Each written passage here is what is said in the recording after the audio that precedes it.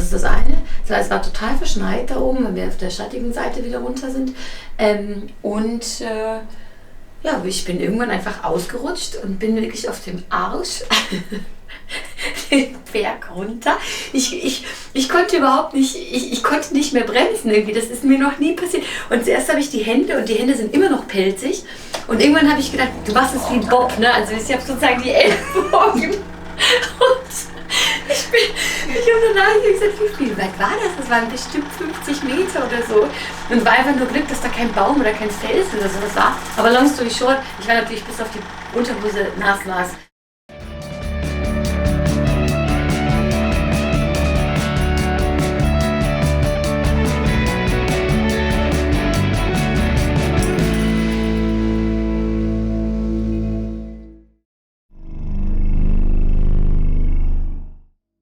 Vielleicht kurz, um es auszuholen, ich habe ganz früh in der Jugend Leichtathletik gemacht und auch Ballett. Das heißt, also Ausdauer war eigentlich immer ganz gut, habe das aber als Jugendliche dann aufgehört. Und im Studium habe ich dann wieder so ein bisschen mit Joggen angefangen, aber dann auch nicht wirklich viel und ganz langsam. Und als ich dann nach München kam, habe ich 2014 tatsächlich mit Freeletics angefangen, also Training mit dem eigenen Körpergewicht. Und bin halt da recht schnell fit geworden. Und Freeletics hat mich dann auch zu so einer komischen Veranstaltung im Olympiapark gebracht, namens Button Race, wo ich vorher noch nicht wusste, auf was ich mich da einlasse. Und das bin ich mit meinem besten Kumpel dann gelaufen. Da musste man 5 Kilometer laufen. Wir dachten, ach, durch Freeletics sind wir auch fit und können sicherlich laufen. Ging auch. Und dann wollten wir halt mehr. Und dann haben wir halt das nächste Rennen gemacht, das Button Race mit 12 Kilometer. Da musste ich schon ein bisschen mehr trainieren fürs Laufen und habe mich dann so ein bisschen mit der Laufmaterie überhaupt mal befasst. Und dann wollte ich natürlich noch das längste Rennen von Spartan, den Beast, auch mal laufen. Und der war dann tatsächlich in Oberndorf, Tirol, in den Bergen. Und ich bin davor noch nie länger als 15 Kilometer am Stück gelaufen. Und da waren es dann irgendwie 28 Kilometer mit ein paar Höhenmetern. Und war aber mega geil. Und da habe ich tatsächlich auch dann die Tina kennengelernt beim Laufen. Also wir haben beide mussten einen Sandsack, eine ewig lange Skipiste hochschleppen und haben dann über das Leben philosophiert und über die Lauferei. Und sie hatte mir auch erzählt, sie kam vom Marathon und da relativ viel berichtet.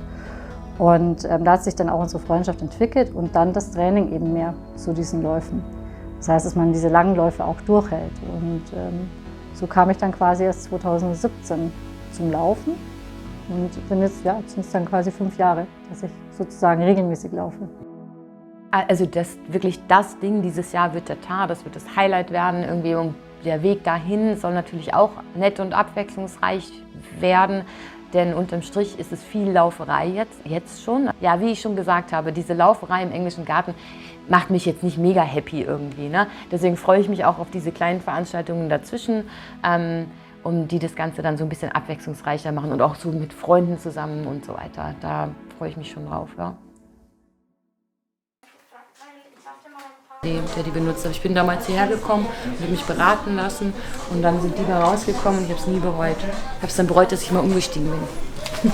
Danke. Super, ja. Der auch mal den Geile Farbe.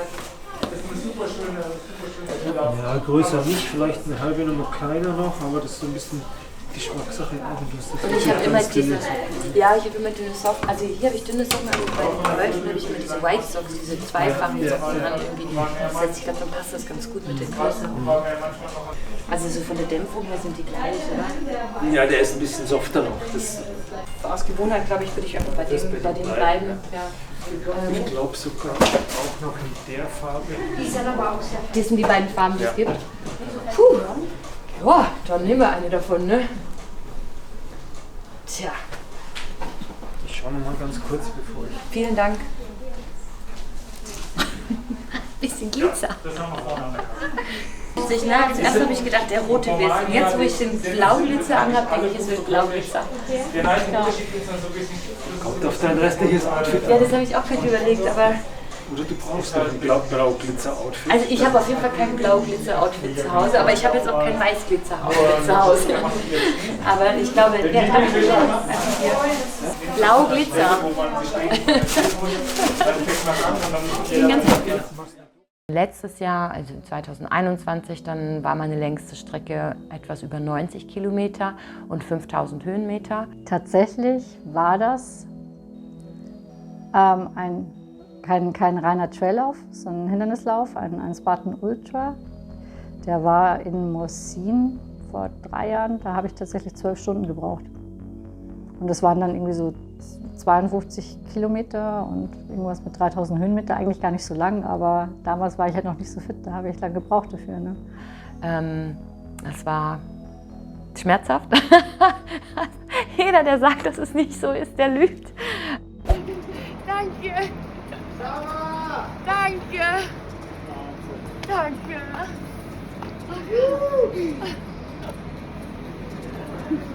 Das war schlimm. Oh nein, geil ist was anderes. Oh, danke.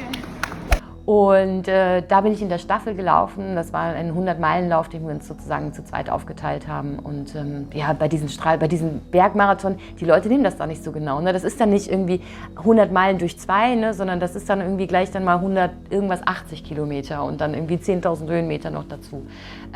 Und so bin ich dann in den Genuss gekommen, an die 90 Kilometer zu laufen. Ja.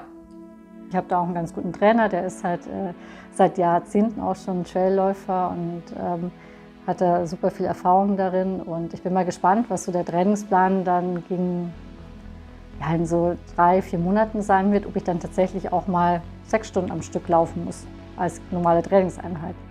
Ich hoffe nicht, weil es ist ziemlich langweilig. Ich muss es dann in den Bergen machen und nicht nur auf gerader Strecke, aber das ist schon viel Arbeit, ja. Ich glaube, die Herausforderung wird werden, also wir kennen das ja von einem Tag, langer Zeit, oder du jetzt vom Cut letztes Jahr mit den 90 Kilometern da, aber wir haben halt noch nicht, keine Ahnung, 8 Tage den Magen quasi malträtiert jeden Tag. Also das wird interessant werden. Also wenn wir da im Juni, wenn wir beim Hochkönig sind und da 3 Tage hintereinander laufen, da sollten wir es auch mal probieren, dass wir uns zwischendrin auch immer wieder ein paar Sachen reinpfeffern und mal gucken, wie so Magen-Darm, ob der das alles gut verpackt. Nehmen wir Klopapier mit. Just in case. Besser haben als brauchen.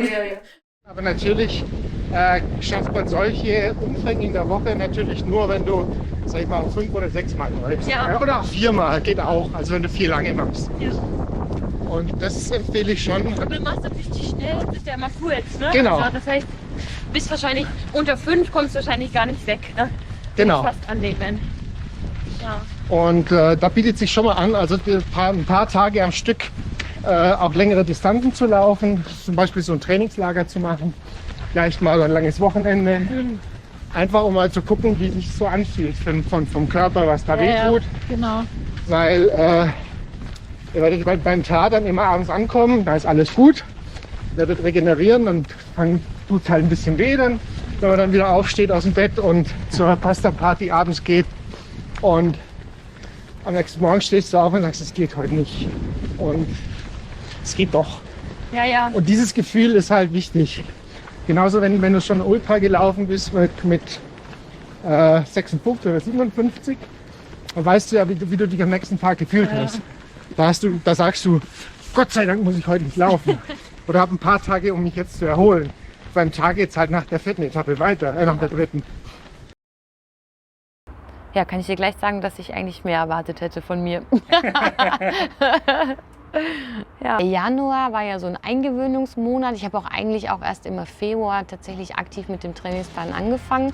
Das heißt, im Januar bin ich 175 Kilometer so vor mich hingetrabt und war auch 2.500 Höhenmeter gemacht irgendwie. Also da kann ich mich schon gar nicht mehr dran erinnern, wann wie ich die gemacht habe. Im Februar ging es dann los mit dem Trainingsplan. Es hat sich dann so ein bisschen gesteigert. Da waren wir dann schon bei 280 Kilometern und aber auch nur 2.500 Höhenmetern. Also ich merke jetzt schon, während ich das lese, dass ich mehr in die Berge muss. Im März habe ich die 300 dann geknackt. Da waren wir bei 305 und bei knapp 4.000 Höhenmetern. Jetzt im April lief es eigentlich ganz gut, außer die letzte Woche.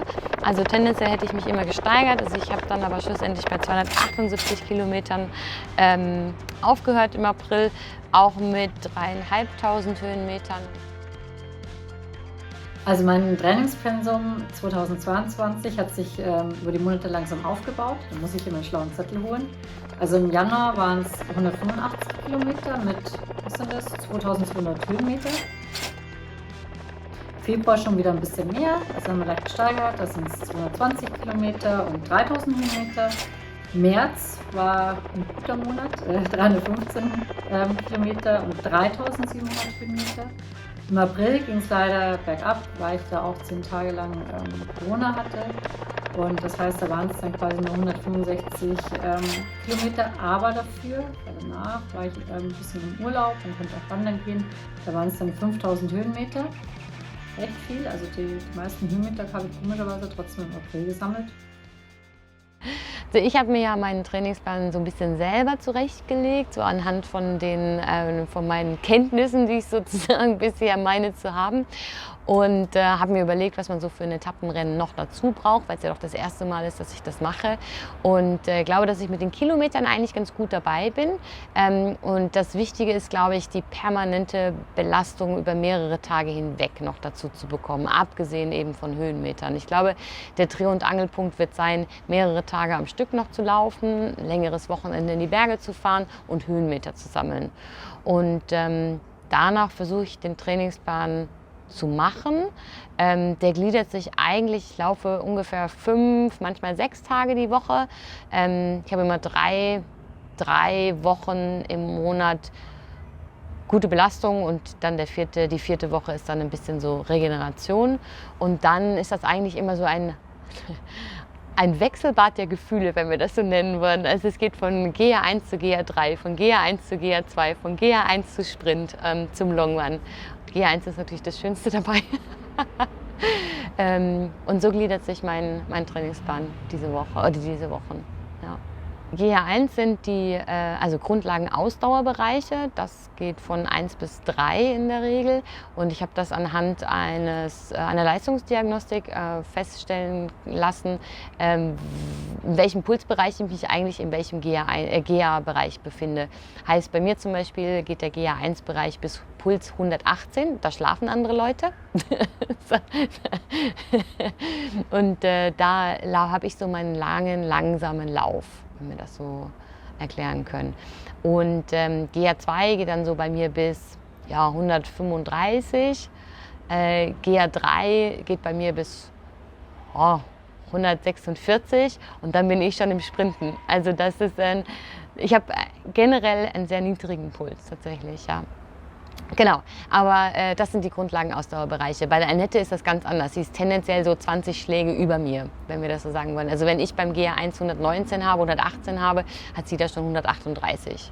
Ja, wir laufen aber tendenziell dann die gleiche Geschwindigkeit. Wenn wir sagen, wir wollen unseren GA1-Bereich oder unseren langen GA1-Lauf 3 Stunden zum Beispiel zusammen machen, geht das ohne weiteres, weil wir die gleiche Geschwindigkeit laufen, nur halt im anderen Pulsbereich.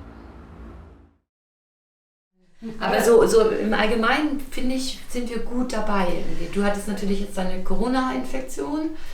Jetzt müssen wir mal schauen, ob ich dich nicht doch austauschen muss. Ja, das hat mich jetzt zurückgeworfen. Jetzt ist der tatsächlich, also ich meine, es war jetzt bei mir Gott sei Dank nicht schlimm, aber trotzdem, du bist halt eine Woche lang zu Hause und erstmal bewegst du dich nicht. Also das finde ich ja also einerseits denkt man sich, cool, das ist irgendwie eine Woche Sportpause, juhu. Aber nee, ist nicht so geil, also wenn du dich halt nicht bewegst. Und jetzt halt langsam wieder einsteigen. Heißt jetzt in dem Falle nicht hochpulsig trainieren, sondern wirklich im GA1-Bereich oder drunter. Und jeden zweiten Tag, also ich habe jetzt mit 30 Minuten angefangen, dann 2 Tage später 40, dann 50, bis ich 16 Minuten am Stück durchlaufen kann. Thomas geschrieben und danach quasi hast du wieder auch längere Läufe bis zu 2 Stunden. Nochmal eine ganze Woche und danach erst wieder in den normalen Trainingsplan einsteigen. Ja, das heißt, jetzt die Woche mache ich nochmal fertig und wenn ich dann nach Korsika fliege, fange ich dann quasi erstmal wieder mit dem Trainingsplan an. Ja. Dass ich halt wieder auch schnellere Sachen laufe. Ja. Weil ich meine, da sollte man ja trotzdem nicht spaßen. Also weil auch wenn du nichts merkst, weil mir ging es ja gut, ich merke auch nichts beim Laufen an der Lunge, es ist alles super. Also deswegen echt alles schön und gut, aber ja, mal trotzdem ein bisschen aufpassen.